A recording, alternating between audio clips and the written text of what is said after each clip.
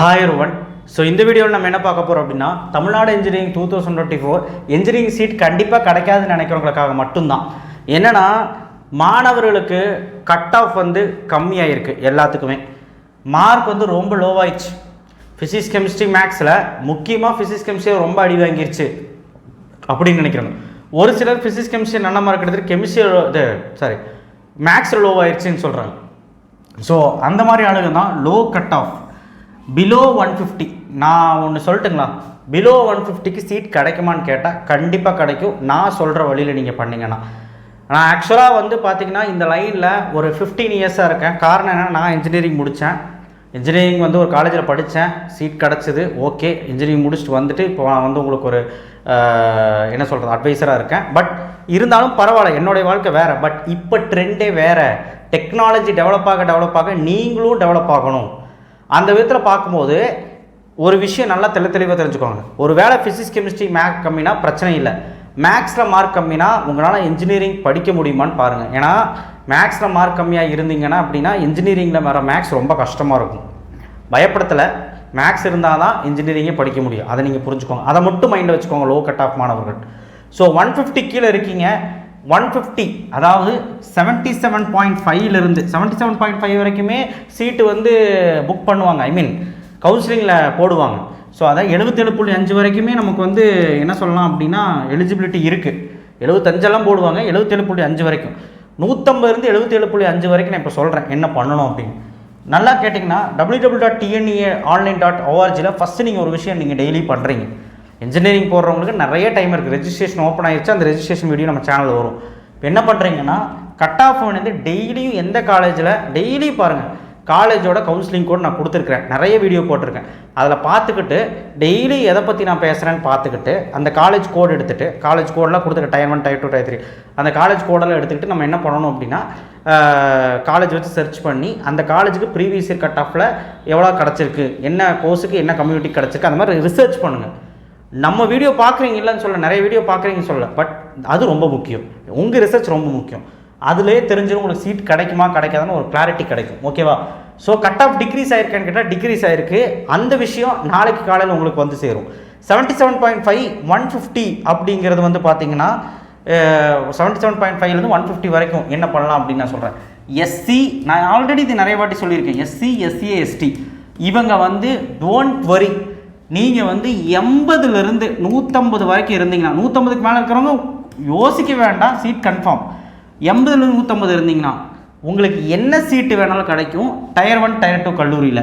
ஓகேவா? Tier 1 Tier 2 கல்லூரியில் உங்களுக்கு சீட் கிடைக்கும். என்ன சீட் சார் கிடைக்கும்? Mechanical, EEE, civil, food technology, biomedical, biotechnology, இல்லை மெடிக்கல் எலக்ட்ரானிக்ஸ், பிரிண்டிங் டெக்னாலஜி, எது வேணாலும் கிடைக்கலாம். எஸ்சி, எஸ்சி, எஸ்டி கவலை வேண்டாம், ஏதோ ஒரு சீட்டு கண்டிப்பாக கிடைக்கும். ஆனால் நீங்கள் ஒன்று மட்டும் காம்ப்ரமைஸ் பண்ணிக்கோங்க. எனக்கு CSC, ADS, computer science, cyber security இதெல்லாம் வேணும்னு நினச்சிங்கன்னா கவர்மெண்ட் கோட்டாவில் இந்த கட் ஆஃப்க்கு கொஞ்சம் டைட்டாக இருக்கும். வேணால் மொக்க கல்லூரியில் கிடைக்கும். Tier 3 கூட விடுங்க. Tier 4 Tier 5 கல்லூரியில் கிடச்சி எந்த பிரயோஜனமும் இல்லை. இது ஓகே, பெட்டராக இருக்கும்.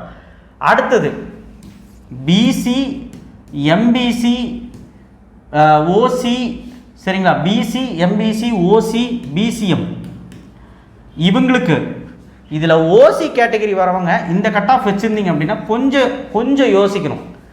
இந்த கட் ஆஃப் வச்சுருந்தீங்கன்னா கொஞ்சம் யோசிக்கணும். ஒரு பிரச்சனையும் இல்லை. இன்கேஸ் உங்களுக்கு பணம் இருந்தால் மேனேஜ்மெண்ட் கோட்டாவில் நான் போயிருன்னு சொல்லிடுவேன். நல்ல கல்லூரியில் மேனேஜ்மெண்ட் கோட்டா, சென்னை ஜோன்லையோ இல்லை கோயம்புத்தூர் ஜோன்லையோ நல்ல ஒரு மேனேஜ்மெண்ட் கோட்டாவில் உங்களால் டொனேஷன் கட்டி போக முடியும்னா போயிடுங்க. இல்லை நான் கவுன்சிலிங் போடுறேன் சார், காசு இல்லை அப்படின்னா கவுன்சிலிங் வெயிட் பண்ணுங்கள்.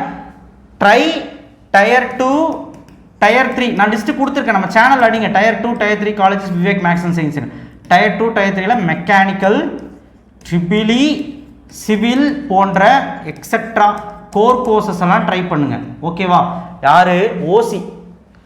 இப்போது ஏன் சார் நாங்களாம் கம்ப்யூட்டர் சயின்ஸ் படிக்கக்கூடாதா? கிடைச்சா படிங்க. சீட் அங்கே கிடைக்காது. நான் வந்து கடந்த ஒரு 4 வருஷம் டேட்டா வச்சு பேசிக்கிட்டு இருக்கேன்.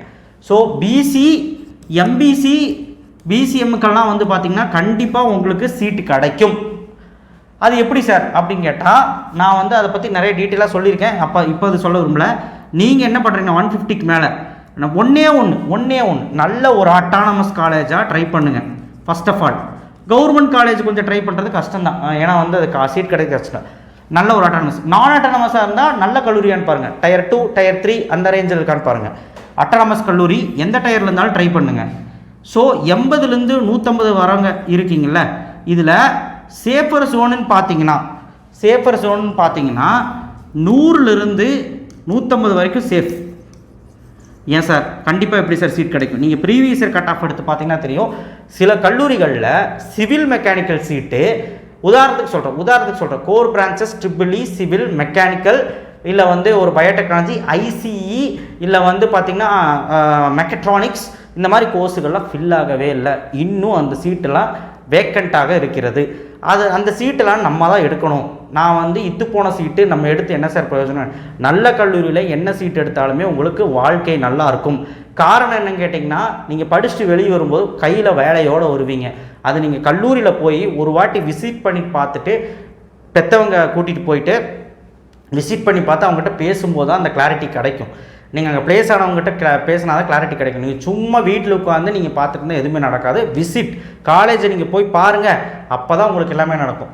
ஸோ உங்களுக்கு ஏதாவது ஒரு பிரச்சனை இருக்குது, 150 கீழே இருக்கேன், லோ கட் ஆஃபாக இருக்கேன், நிறைய மாணவர்களை கூப்பிட்டு அழுகுறீங்க, சார் எனக்கு சீட்டே கிடைக்காது, நான் வந்து அவ்வளோதான் முடிஞ்சு. கண்டிப்பாக நான் சொல்கிறேன், கோர் பிரான்ச்சஸ் ட்ரை பண்ணுங்க. ADS, cyber security, AML, CSC, IT, இது மட்டும் வாழ்க்கை கிடையாது. இது கிடைக்குமான்னு கேட்டேன், நல்ல கல்லூரியில் கிடைக்காது. ஓப்பனாக சொல்கிறேன். டயர் 1ல் ஃபுல் ஆகிடும், டயர் 2ல் ஃபுல் ஆகிடும், டயர் 3லேயும் ஃபுல் ஆகிடும். நான் வேணால் டேட்டா எடுத்து காட்டுறேன், ஓகேவா? டயர் 4ல் வேணா எங்கேயாவது கிடைக்கும். அதுக்கு தான் சொல்கிறேன், core branches better. Tier 2 tier 3ல் உங்களுக்கு கிடைக்க வாய்ப்பு இருக்குது. அதனால தான் நான் சொல்கிறேன். ஸோ எந்த மாதிரி சார் கல்லூரிகள் கிடைக்கும், அந்த டேட்டா பின்னாடி வருது. அந்த டேட்டா உங்களுக்கு நாளைக்கும் கண்டிப்பாக போட்டு வைக்கிறேன். 150லேருந்து 140 வரைக்கும் என்ன காலேஜெல்லாம் பார்க்கலாம், 140லேருந்து 130 வரைக்கும் என்ன காலேஜெல்லாம் பார்க்கலாம். இந்த மாதிரி டேட்டா வந்துக்கிட்டே இருக்கும். ஸோ நீங்கள் நோட் பண்ணி வைக்கிறதா உங்கள் வேலை, ஓகேவா? மீன்வெயில் டைம் காலேஜில் போய் நின்று அங்கே போய் என்ன அப்படிங்கிறத கெஞ்சறதெல்லாம் வேஸ்ட்டு. நீங்கள் எது கெஞ்சறீங்க? மார்க் லோவாச்சுன்னா இப்போ என்ன பையனோட வாழ்க்கை போயிடுமா? கிடையவே கிடையாது. பையனோட வாழ்க்கை இனிமேல் தான் ஸ்டார்ட் ஆகுது. ஸோ மார்க் கம்மியாச்சுன்னா திட்டாதீங்க, நீங்களும் பேனிக் ஆகாதீங்க, பசங்களும் பேனிக் ஆகாதீங்க. மார்க் கம்மியானால் ஒன்றும் பிரச்சனை இல்லை, அடுத்தது நல்லா படிக்கணும்னு யோசிங்க. அடுத்து இன்ஜினியரிங் போய் நான் நல்லா படித்து நல்ல மார்க் எடுத்து நல்ல கேம்பஸ் இன்டர்வியூவில் செலக்ட் ஆகி என் பேரண்ட்ஸுக்கு நான் உதவியாக இருப்பேன், என் குடும்பத்தை நான் காப்பாற்றுவேன், என் குடும்பத்தை மேலே ஏற்றுவேன் அப்படின்னு சொல்லி ஒரு வெற்றி குறியோடு போங்க. தவிர ஒரு ஒரு உறுதியோடு போங்க. +2ல் நான் விளையாண்டேன், நான் இன்ஜினியரிங்கில் போய் நல்லா என்னுடைய திறமையை காட்டுவேன் அப்படின்னு சொல்லிடுங்க. தவிர பிரெயினை போட்டு குழப்பிக்காதீங்க. அடுத்து என்ன நடக்க போகுதுன்னு யோசிங்க. சும்மா லோ கட் ஆஃப் வாங்கிட்டா லோ கட் ஆஃப், அதே லோ கட் ஆஃப்லாம் கிடையாது. என்னையை பொறுத்த வரைக்கும் நானும் ஒரு லோ கட் ஆஃப் காரன் தான். ஜஸ்ட்டு ஐ திங்க் 156 தான் என்ன கட் ஆஃப். 156 சார் நீங்கள், நான் 140 தான் சார் எடுத்துக்கேன், 130 தான் சார் எடுத்து. 156 லோ கட் ஆஃப் தான். முன்னாடி வர 50,000 60,000 பேர் சீட் எடுத்துடுவான். நான் என்ன சொல்கிறேன்னா, நானும் ஒரு அட்டானமஸ் கல்லூரியில் தான் படித்தேன். ஸோ அந்த மாதிரி அட்டானமஸ் கல்லூரியில் படிக்கணும்னு நான் சொல்கிறேன். நான் அட்டானமஸ் கல்லூரியில் நல்ல கல்லூரிகள் இருக்குது. அது கரெக்டாக செலக்ட் பண்ணி கவுன்சிலிங் சாய்ஸ் ஃபில்லிங் வச்சு எடுக்கணும். அந்த லிஸ்ட்டு பின்னாடி வருது, கண்டிப்பாக நான் தருவேன். நம்ம சேனலை சப்ஸ்கிரைப் பண்ணி வச்சுக்கோங்க. நம்ம சேனல் உறுதுணையாக இருக்கும். வாட்ஸ்அப்பில் நான் கால் எடுக்க முடியலன்னா கண்டிப்பாக எடுப்பேன். எனக்கு டைம் கொடுங்க. ஏன்னா நிறைய பேர் கால் பண்ணுறாங்க. தயவு செய்து ஒரு விஷயத்தை புரிஞ்சுக்கோங்க, நீங்கள் பயப்படணுங்கிற அவசியம் கிடையாது. So expected cut off decrease ஆகிருக்க கட் ஆஃப் எப்படி எந்த அளவுக்கு டிக்ரீஸ் ஆகிருக்குன்ட்டு நாளைக்கு காலையில் பார்ப்போம். அண்ட் ஒவ்வொரு காலேஜ்லேயும் ஒரு 150 140 வரைக்கும் என்ன காலேஜ் எடுக்கலாம், என்ன காலேஜ் கிடைக்கும், என்ன டிபார்ட்மெண்ட் கிடைக்கும், அந்த வீடியோவும் பார்க்கலாம். நிறைய வருதுங்க, நிறைய விஷயம் இருக்குது. அதுக்கு நடுவில் நீங்கள் மீன்வேல் சர்டிஃபிகேட் ரெடி பண்ணலாம், அது ரெடி பண்ணுங்கள். ஸ்கூலில் டிசி வாங்குற வழி பாருங்கள், மார்க் ஷீட் வாங்குற வழி பாருங்கள், அதெல்லாம் வரும். ரீவேல்யூஷன் போடணுமான்னு நிறைய பேர் கேட்குறீங்க. ரீவேல்யூஷன் பற்றி நான் தனியாக ஒரு வீடியோ போடுறேன்.